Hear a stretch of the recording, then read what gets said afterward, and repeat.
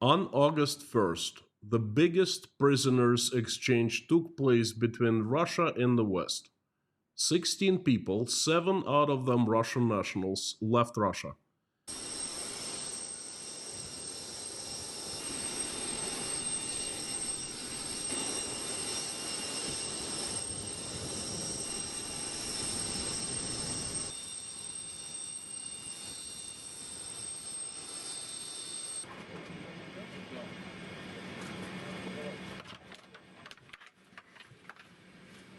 And 10 people, all of them are Russian nationals, arrived to Russia.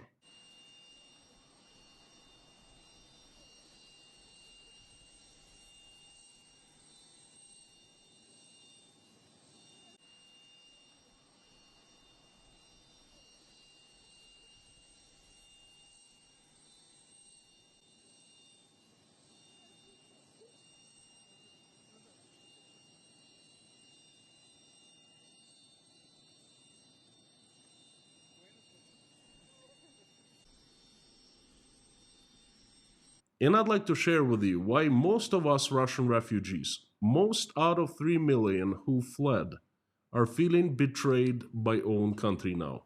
August 1st turned out to be the happiest day in many months for us here in Tashkent. For my family and for most Russian refugees for sure. I was watching the prisoners exchange happening and I couldn't contain my joy and excitement. The innocent were finally getting free. Karamurza and Yashin weren't killed. They are not following Alexei Navalny's fate now.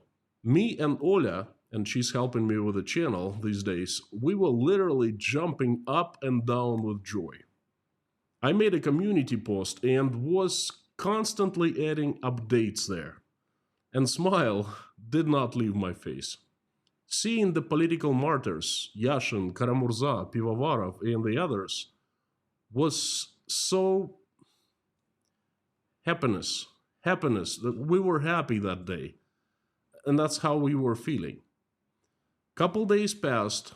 I watched how the exchange happened over and over again, and something caught my eye. Something I noticed.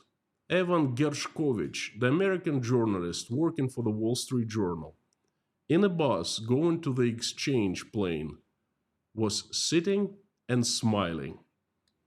Right there. It made me happy.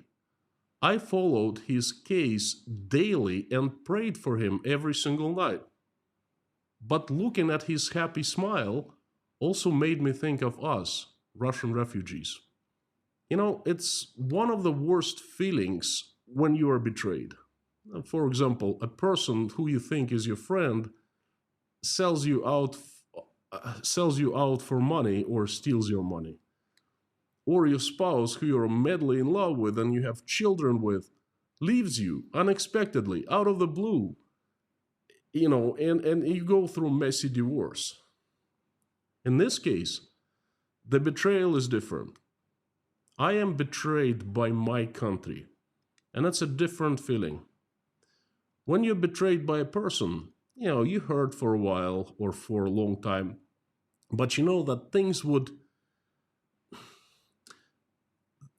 get better. You would get over it. It's just one particular situation, but everything around you is normal, friendly, loving. Your life is normal.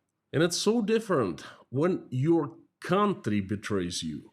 When all of a sudden it gets rabies and goes mad.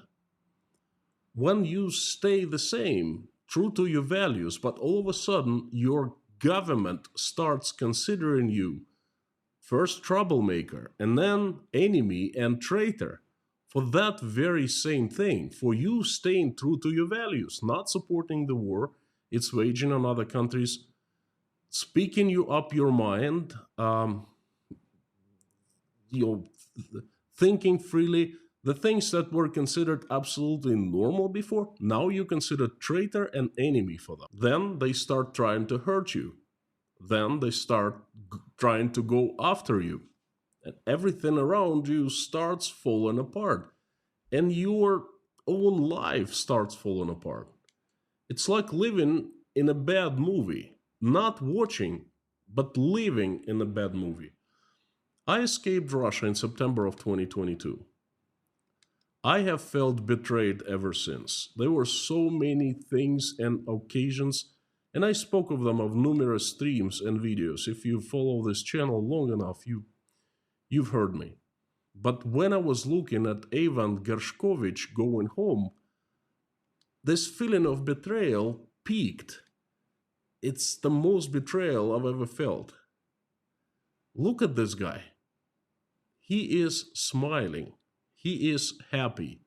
He knows that he wasn't forgotten, wasn't left behind, wasn't betrayed. He knows that his country united behind him, thought of him day and night.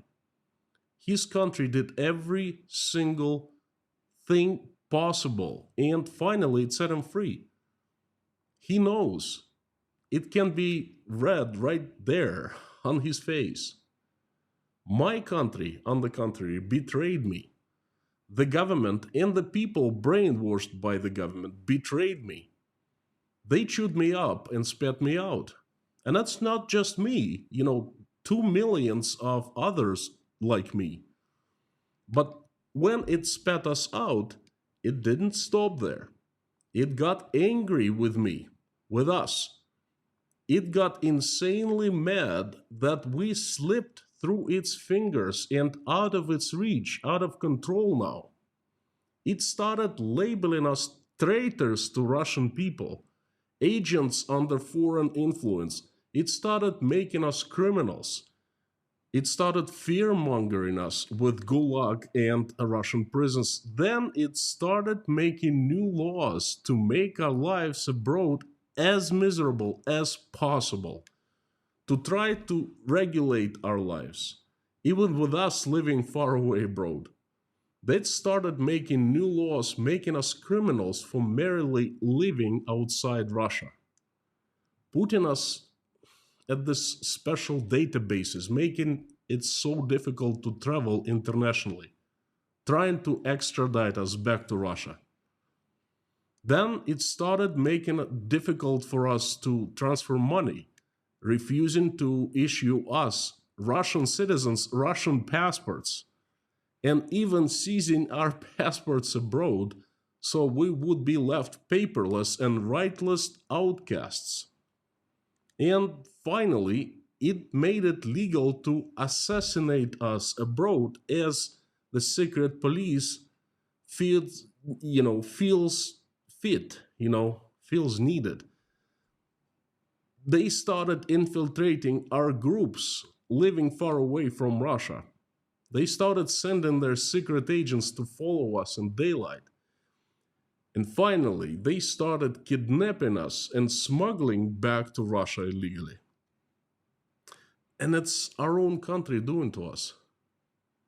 I think betrayal here is quite an understatement. Make no mistake, it's not just me feeling betrayed. It's all of us.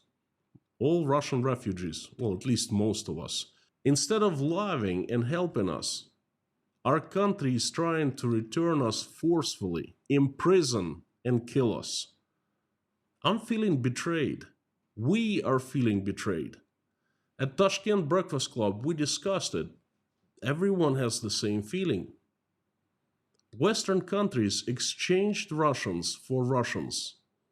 They pardoned or released the scum, those Russians who killed at order of Russia's secret police, and those undercover spies who all their lives were lying to everyone about who they were, including their own children.